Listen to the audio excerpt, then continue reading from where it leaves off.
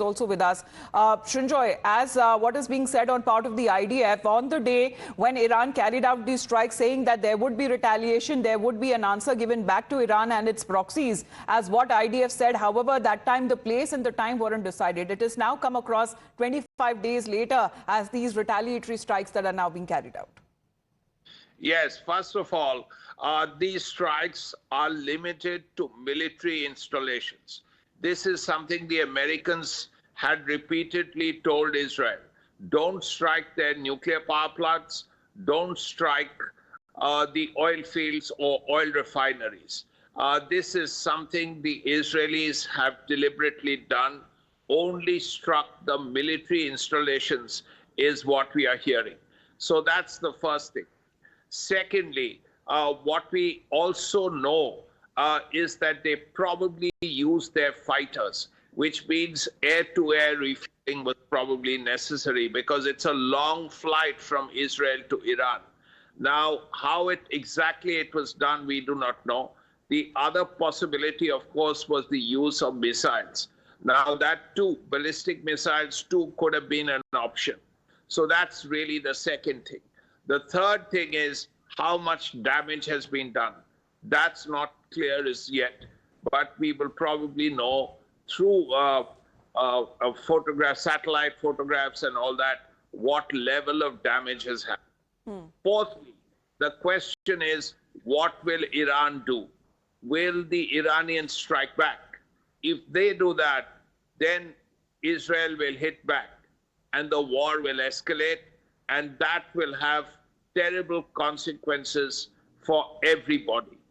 Fifthly, the issue of Russia. Now, Iran has given many kinds of military equipment to Russia in recent months and years, particularly in the fight against Ukraine, like kamikaze drones. How will Russia look at the whole thing?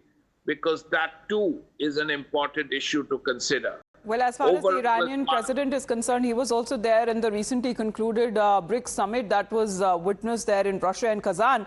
Let's, in the meantime, take a look at these pictures that have also been coming in. Of course, on part of Iran, when it comes to the Civil Aviation Organization announcing cancellation of flights. But what's happening in Israel as far as these control rooms that have been set up? You can see Prime Minister Netanyahu there. Of course, right in the middle of this, last week, there were reports of an attack near his residence as well. He had come out to say that nothing will deter him. And this is now coming at a time 25 days later when Iran carried out those ballistic missiles, around 200 of them that were fired on Israel. This is a counter as far as Israel making the promise there and then that there would be a reply, there would be a response. However, the day and the time that has not been decided. They said that Israel will decide on that, and the time that has now come as early on Saturday morning. We are looking at these pictures that are now coming in of the counter strikes that are now being carried out, military facilities that have already been targeted. This is on part of Israel. That is the information shared on part of the IDF,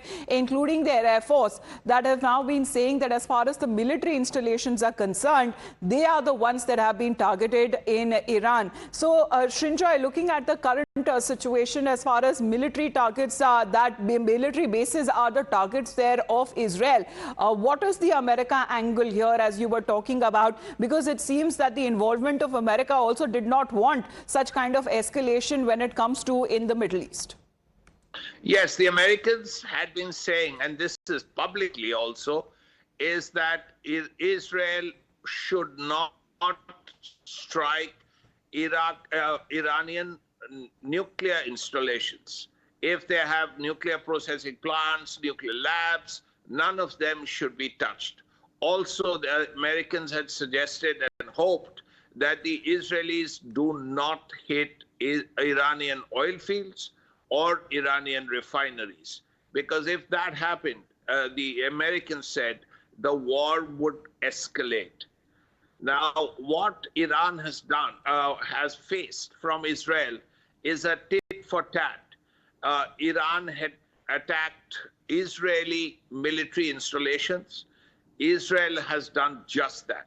The fact that they may have used the Air Force, they have the F-16, they have the F-15, the Eagle, all of this suggests that this took a lot of planning, first a decision by Prime Minister Netanyahu, then a lot of planning, because to use strike aircraft and fly a long distance from Israel to Iran would require air-to-air refueling, and air-to-air refueling probably over the Persian Gulf or some such place, and then hit these targets. Now, Israel also knew that Iran has an air force, a very strong air force. They have air defense systems, radars, all of that. So exactly how this has panned out, we do not know. Right. But the fact that a strike has taken place is what we know. I think we should listen in what the IDF has to say on these precise strikes that has been calling, as Srinjoy and Pradeep continue to be with us. This is coming at a time in response of what the IDF says of 2 months of continuous attacks from the regime in Iran against the state of Israel, and the Israeli Defense Forces, which is conducting precise strikes on military targets in Iran. In response to months of continuous attacks from the regime in Iran against the state of Israel, right now, the Israel Defense Forces is conducting precise strikes on military targets in Iran.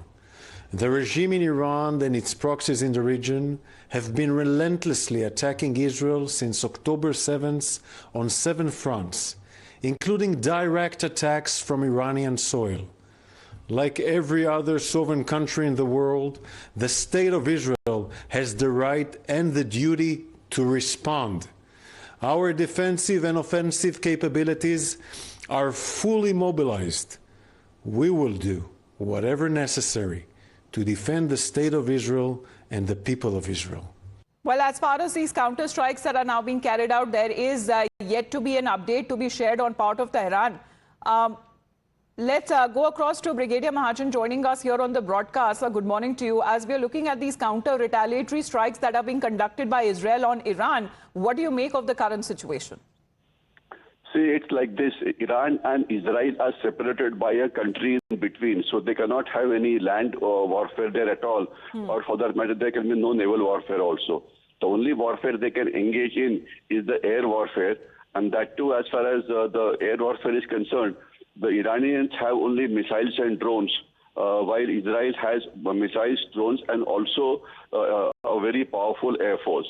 So what is happening is today, Iran is attacking the known targets with the help of drones and missiles, which it has in plenty. And Israel is also retaliating back by using their powerful air force plus their powerful intelligence, So what is going to happen is that this air war is going to continue. And while in the quality of air warfare, Israel is much superior in terms of air assets such as fighter aircraft, etc. But Iran has a vast number of dumb missiles or missiles and drones which are very cheap, and it gets supplied at a regular interval. So what we can expect now in the days to come is that the air warfare will intensify. But in this air warfare, I would appreciate that Israel Air Force and Israel air assets will have an edge, because not only they are strong in offensive air power, but they are also very strong in defending their country from the missiles and the drones which come from Iran, simply because they have a 3-tiered system of air defense which stops almost about 99% of missiles. In addition to that, even the Americans have deployed their anti-aircraft defense system on top of Israel. So therefore, I would appreciate that in the coming days of air warfare, Israel will definitely have an edge, and in a short while or in a few days' time, the war will turn in favor of Israel completely. Well, as far as the scope of the attack that has been carried out is not yet known, Brigadier Mahajan, thank you very much for joining in. To you, Pradeep and Srinjoy as well, on part of Iranian authorities, they have been repeatedly warning Israel, however, against launching an attack, saying that any strike on Iran would be met with a stronger retaliation. That means only escalating of conflict in the Middle East. We will continue to report on that. We head into a short break. You're watching The Morning Show right here on Times Now.